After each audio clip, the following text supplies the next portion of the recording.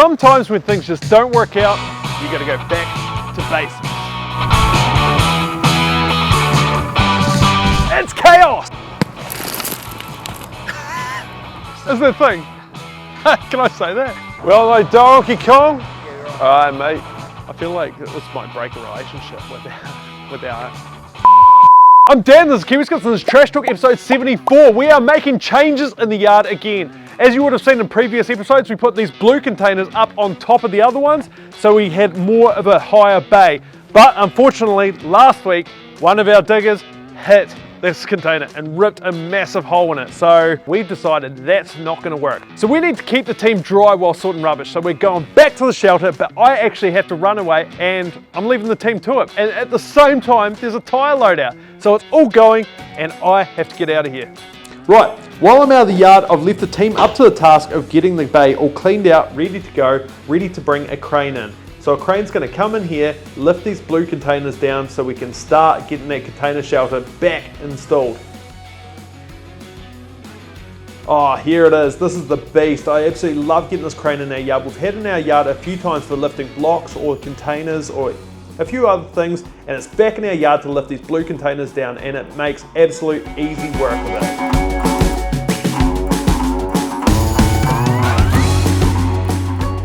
Huge shout out to Jason Gordon, who he actually had his scissor lift in the yard. So here's the boys figuring out how to use that. While the boys are figuring out the scissor lift, let's go back to the tyre loadout. How cool is this? And we're pushing these things out weekly. And our case digger is such a machine for loading these tyres. And while the digger driver's down on the ground, he can't actually see where to put the tyres because there is a lot of poles that keep the sides from flaring out. So the truck driver stands up on the man cage and tells the digger exactly where to place them.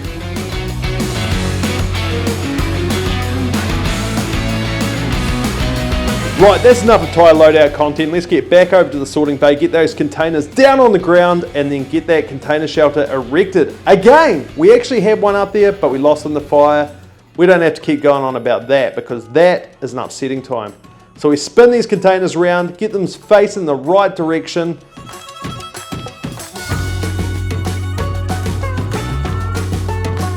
Doing work back here in this container shelter actually gets me nostalgic, and let's go way back to the start of 2022 when we actually started building this area.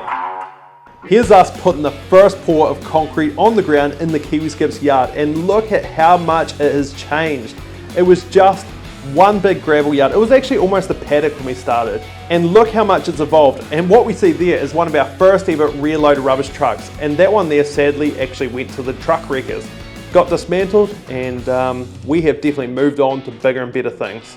Look at how much the yard has evolved in just 3 years, and I'm actually so proud of this and the team for getting it to what it is today. And we're only going to go further. Look here, there's even 3 more office buildings, a weigh-bridge, the barrier arm, the transfer station, 2 extra bays on the right side there, and that massive recycling area in the back where we've got wood, glass, and tyre recycling. And look at my vision coming to light. I wanted to build the recycling pad on the back corner there so we can load the tyre truck and still get trucks through the yard. While we're removing these containers, let's cut back to Dan and explain why these containers went up in the first place. You see these containers stacked up? They're not meant to be like that. Previously, that was our container shelter, but we've had a series of unfortunate events in the yard. We had a fire right here behind me in our waste sorting bay. All the construction waste that was sitting there, it caught fire, it was huge, and we lost our container shelter. Thanks Dan from the past. All right, let's get back to it, get that second container lifted down onto the ground. And we've got to get that put down on the ground in such a way that we can get that big ugly hole patched up on the side. And while we're doing that, we'll be able to get the container shelter put back up so we can keep the team warm, dry and cozy through the winter while we wait for our plans and of course the consent to come through so we can get our building built so the whole team can be under a roof moving forward.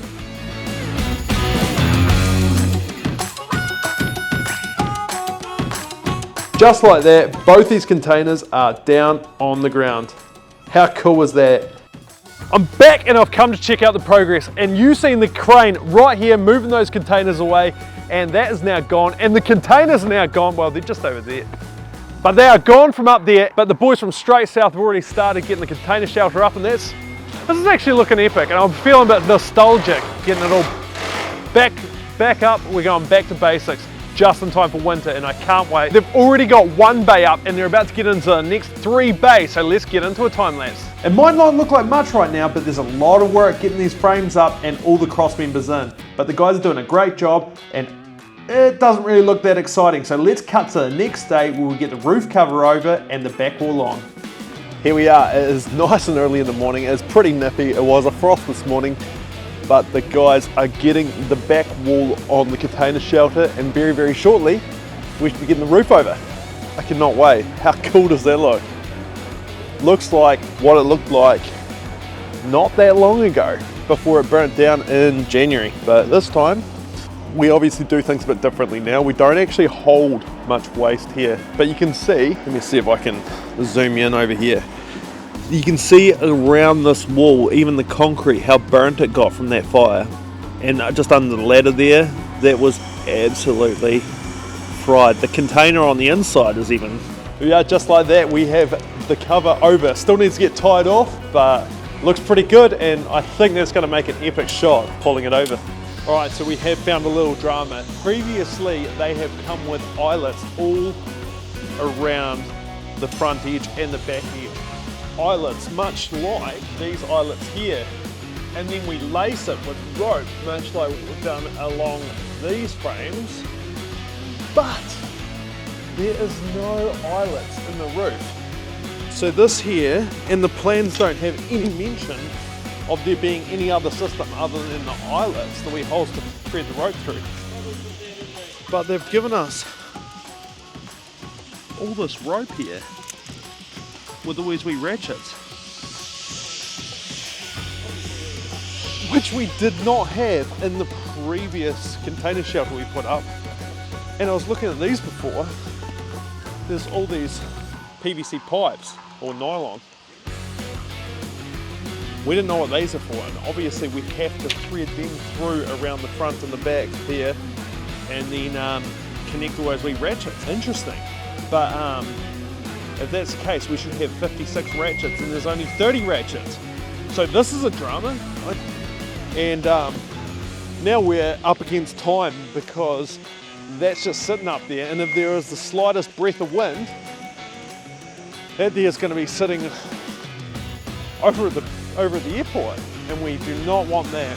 See that main freight truck behind me that's just leaving the yard? It just dropped off this container panel, which we've been waiting on, because that's going to be patching that big ugly hole that we made in the side of that container a couple of weeks back.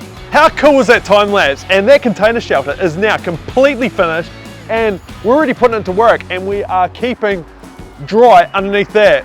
Hopefully the rain holds off. I want to draw your attention to another part of the business which I don't talk about enough. Well, you've seen me driving this truck behind me, and you've seen Karina driving this truck behind me, but this is our front loader services. And over the last year, you've seen us bring in 4 large truckloads of these Plastax front loader skips. And the very last of the 4th load is about to go out to the gate to 2 brand new clients that we've just picked up, and they are both taking quite a few skips each. So all our front loader skips are about to go out the gate, so we're going to have to order another truckload. So there'll be another big truck and trailer load coming in very shortly, and I'm really excited about that. And I'm really excited about bringing on more clients, because I asked you a few episodes back to support us and order our front loader skips so that we can get ourselves another one of these front loader trucks, because I think that would be really, really cool, and we are tracking nicely on our way towards that. So that is progress. Alright, so I've got my accurate measuring device, and I've just grabbed the measurement off that paddle up the front, so I'm just going to see if it works on that hole in that container over there. No, damn it! Oh well, since we're here anyway, I may as well show you that, and that's not going to work because the crane truck is in front of it, and that crane truck is actually still for sale. So if you want to buy that crane truck, get in contact with me, and actually I should probably just list it on Trade Me, so I'll probably do that next week if you haven't already bought it. So make sure if you want it, get in touch. Anyway, let's go have a look at that hole. Oh God, it's bad. It's so bad. But luckily we have the panel here now, so I've let the engineer know, so he'll be on his way in to come and cut that out, weld that in, and paint it up, and we'll get that out of here. That's all for Trash Talk episode 74. And we are still trying to get to 100,000 subscribers, and to be honest, I don't think we're going to get there. So let's just change it. Let's just try get to 1,000 subscribers first, and then we'll go from there. Because 100,000 subscribers, I thought it was achievable, but you guys are still watching but not subscribing, and I don't know why. I think there's like 80% of you are watching and not subscribing. So all you gotta do is hit that button down there and subscribe. And also, if you're gonna make the effort to do that, make sure you like it, because that's gonna help our algorithm get to 100,000 subscribers. But you know what I said? Let's just get to 1,000. Anyway, that's all for Trash Talk episode 74. I will see you next week. Click here to see an episode you haven't seen before. Click here to see last week's episode, or click down here to see one of my personal favorites when we bought out a case digger.